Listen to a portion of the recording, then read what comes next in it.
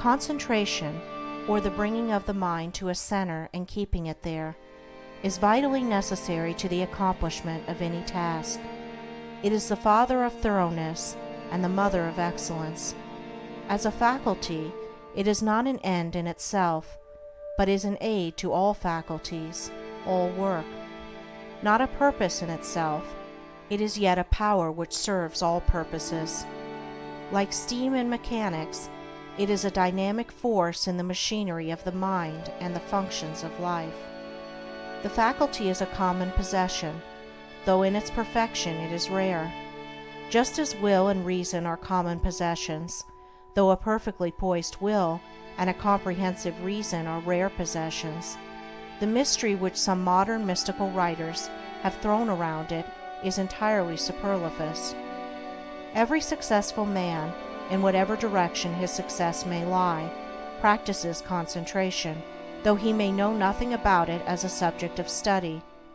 Every time one becomes absorbed in a book or task, or is rapt in devotion or assiduous in duty, concentration, in a greater or lesser degree, is brought into play. Many books purporting to give instructions on concentration make its practice and acquisition an end in itself. Then this, there is no surer nor swifter way to its destruction. The fixing of the eye upon the tip of the nose, upon a doorknob, a picture, a mystical symbol, or the portrait of a saint, or the centering of the mind upon the navel, the pineal gland, or some imaginary point in space. I have seen all these methods seriously advised in works on this subject, with the object of acquiring concentration, is like trying to nourish the body by merely moving the jaws in the act of eating, without taking food. Such methods prevent the end at which they aim. They lead towards dispersion and not concentration, towards weakness and imbecility rather than towards power and intelligence. I have met those who have squandered, by these practices, what measure of concentration they at first possessed, and have become the prey of a weak and wandering mind. Concentration is an aid to the doing of something. It is not the doing of something in itself. A ladder has no divine knowledge, or the sweeping of a floor, without resorting to methods which have no practical bearing in life. For what is concentration but the bringing of a well-controlled mind to the doing of that which has to be done? He who does his work in an aimless or hurried or thoughtless manner, and resorts to his artificial concentration methods, to his doorknob, his picture, or nasal extremity, in order to gain that which he imagines to be some kind of mystical power, but which is a very ordinary and practical quality, though he may drift towards insanity, and I knew one man who became insane by these practices, he will not increase in steadiness of mind. The great enemy of concentration, and therefore of all skill and power, is a wavering, wandering, undisciplined value in and of itself, but only insofar as it enables us to reach something which we could not otherwise reach. In like manner, concentration is that which enables the mind to accomplish with ease that which it would be otherwise impossible to accomplish. But of itself it is a dead thing, and not a living accomplishment. Concentration is so interwoven with the uses of life that it cannot be separated from duty, and he who tries to acquire it apart from his task, his duty, will not only fail, but will diminish, and not increase, his mental control and executive capacity, and so render himself less and less fit to succeed in his undertakings. A scattered and undisciplined army would be useless. To make it effective in action and swift in victory, it must be solidly concentrated and masterfully directed. Scattered and diffused thoughts are weak and worthless. Thoughts marshaled, commanded, and directed upon at a given point are invincible. Confusion, doubt, and difficulty give way before their masterly approach. Concentrated thought enters largely into all successes and informs all victories. There is no more secret about its acquirement than about any other acquisition, for it is governed by the underlying principle of all development, namely, practice. To be able to do a thing, you must begin to do it, and keep on doing it until the thing is mastered. This principle prevails universally, in all arts, sciences, trades, in all learning, conduct, religion. To be able to paint, one must paint. To know how to use a tool skillfully, he must use the tool. To become learned, he must learn. To become wise, he must do wise things. And to successfully concentrate his mind, he must concentrate it. But the doing is not all. It must be done with energy and intelligence. The beginning of concentration, then, is to go to your daily task and put your mind on it, bringing all your intelligence and mental energy to a focus upon that which has to be done. And every time the thoughts are found wandering aimlessly away, they should be brought promptly back to the thing in hand. Thus the center upon which you are to bring your mind to a point is not your pineal gland or a point in space, but the work which you are doing every day, and your object in thus concentrating is to be able to do your work with smooth rapidity and consummate skill. For until you can thus do your work, you have not gained any degree of control over the mind. You have not acquired the power of concentration.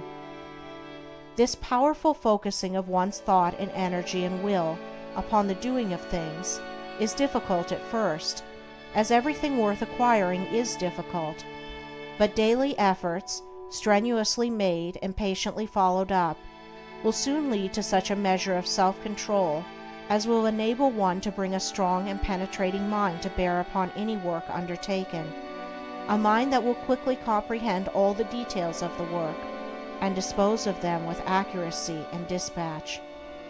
He will thus, as his concentrative capacity increases, enlarge his usefulness in the scheme of things, and increase his value to the world, thus inviting nobler opportunities, and opening the door to higher duties.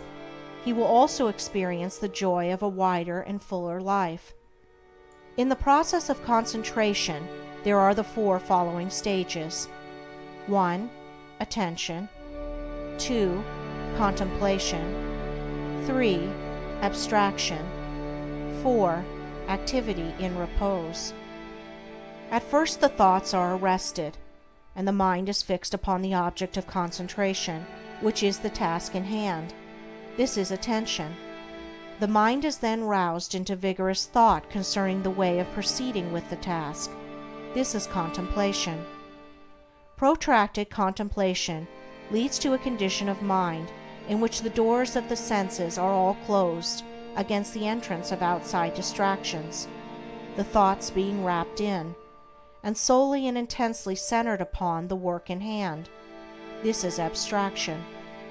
The mind thus centered in profound cogitation reaches a state in which the maximum of work is accomplished with the minimum of friction. This is activity in repose. Attention is the first stage in all successful work. Those who lack it fail in everything. Such are the lazy, the thoughtless, the indifferent, and incompetent. When attention is followed by an awakening of the mind to serious thought, then the second stage is reached. To ensure success in all ordinary, worldly undertakings, it is not necessary to go beyond these two stages. They are reached, in a greater or lesser degree, by all that large army of skilled and competent workers which carries out the work of the world in its manifold departments, and only a comparatively small number reach the third stage of abstraction, for when abstraction is reached, we have entered the sphere of genius. In the first two stages, the work and the mind are separate, and the work is done more or less laboriously and with a degree of friction. But in the third stage, a marriage of the work with the mind takes place. There is a fusion, a union, and the two become one.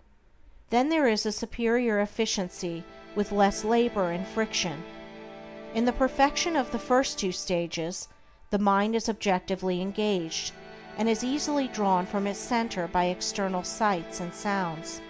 But when the mind has attained perfection in abstraction, the subjective method of working is accomplished, as distinguished from the objective. The thinker is then oblivious to the outside world, but is vividly alive in his mental operations. If spoken to, he will not hear, and if plied with more vigorous appeals, he will bring back his mind to outside things as one coming out of a dream. Indeed, this abstraction is a kind of waking dream, but its similarity to a dream ends with the subjective state. It does not obtain in the mental operations of that state, in which, instead of the confusion of dreaming, there is perfect order, penetrating insight, and a wide range of comprehension. Whoever attains to perfection in abstraction will manifest genius in the particular work upon which his mind is centered. Inventors, artists, poets, scientists, philosophers, and all men of genius are men of abstraction. They accomplish subjectively, and with ease, that which the objective workers, men who have not yet attained beyond the second stage in concentration, cannot accomplish with the most strenuous labor. When the fourth stage, that of activity and repose, is attained, then concentration in its perfection is acquired. I am unable to find a single word which will fully express this dual condition of intense activity combined with steadiness, or rest, and have therefore employed the term activity and repose. The term appears contradictory, but the simple illustration of a spinning top will serve to explain the paradox. When a top spins at the maximum velocity, the friction is reduced to the minimum, and the top assumes that condition of perfect repose which is a sight so beautiful to the eye and so captivating to the mind of the schoolboy, who then says his top is asleep.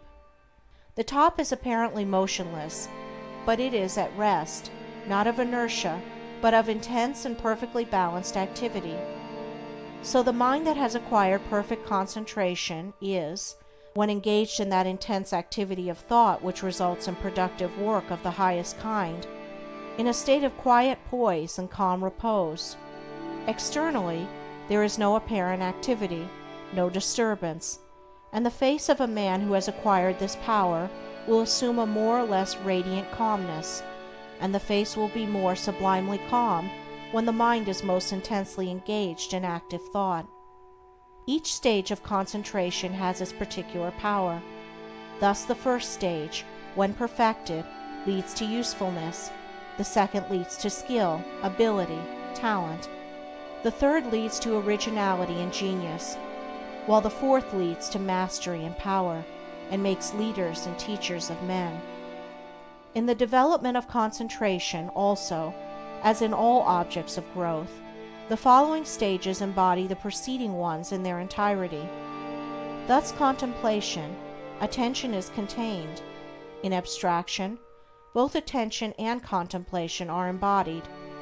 And he who has reached the last stage brings into play, in the act of contemplation, all the four stages.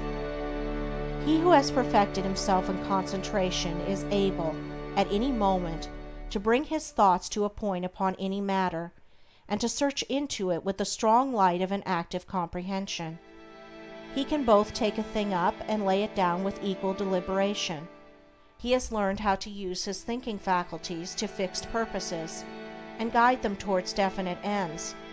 He is an intelligent doer of things, and not a weak wanderer amid chaotic thought.